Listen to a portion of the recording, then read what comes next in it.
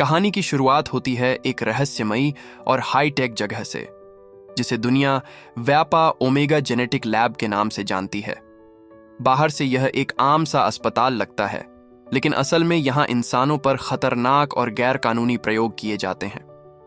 इसी लैब में हमारी कहानी की हीरोइन, एक गरीब लड़की श्याओमेई, अपनी जिंदगी का सबसे बड़ा सच जानने वाली होती है। श्याओमेई की जिंदगी बेहद मुश्किल है।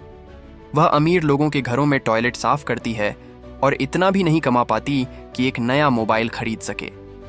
मजबूरी में वह अपने अंडे बेचने के लिए इसी वापा लैब में आती है, लेकिन ऑपरेशन से ठीक पहले उसे कुछ गड़बड़ लगती है। तभी डॉक्टर अचानक उसे बांध देते हैं। उसका शरीर हवा में तैरने लगता है और मशीनें अजीब आवाज करने लगती हैं। अचानक ऑपरेशन थिएटर में एक काले कपड़ों वाला आदमी घुस आता है और गोलियां चल जाती हैं। गोली लगते ही डॉक्टर अपनी असली शक्ल दिखाते हैं। वे इंसान नहीं बल्कि डरावने एलियन होते हैं। डर के मारे श्याओमेई बेहोश हो जाती है। जब उसकी आंख खुलती है तो वह एक सुरक्षित जगह पर होती है। वही आदमी उसे बताता है कि उसका नाम करियांग है और वह एक एलियन बाउंटी हंटर है। यहीं श्याओमेई को पता चलता है कि पृथ्वी अकेला ग्रह नहीं है और पूरे ब्रह्मांड पर एक शाही परिवार राज करता है। असल सच्चाई यह होती है कि पृथ्वी पर मौजूद 800 करोड़ इंसान असल में रासेस फैमिली के लिए पाले गए हैं। जब आबादी एक सीमा तक पहुंच जाती है तो इंसानों से एक खास पदार्थ निकाला जाता है, जिसे कहा जाता है अमृता द्रव। इस द्रव से रासेस परिवार हजारों सालों तक जवान रहता है। लेकिन हाल ही में रासेस फैमिली की महारानी मर चुकी है। मरने से पहले वह अपनी संपत्ति 3 बच्चों में बांट देती है, मगर सबसे कीमती ग्रह पृथ्वी, उसका फैसला अधूरा रह जाता है। तभी पता चलता है कि महारानी का पुनर्जन्म पृथ्वी पर हो चुका है, और वही है श्याओमेई। भागते हुए करियांग श्याओमेई को अपने पुराने कमांडर के पास ले जाता है। तभी वहां मधुमक्खियों का झुंड श्याओमेई को घेर लेता है, लेकिन काटता नहीं। तब सब समझ जाते हैं कि मधुमक्खियां शाही खून को पहचानती हैं, यानी श्याओमेई ही असली रासेस क्वीन है और अब वह पृथ्वी की कानूनी मालकिन बन चुकी है।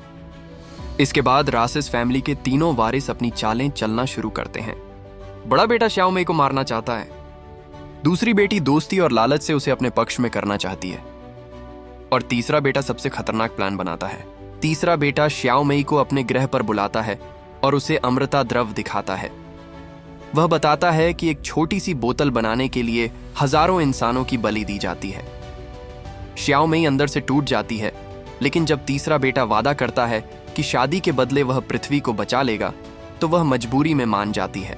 इधर करियांग को धोखे से अंतरिक्ष में मरने के लिए छोड़ दिया जाता है, लेकिन वह किसी तरह बच जाता है।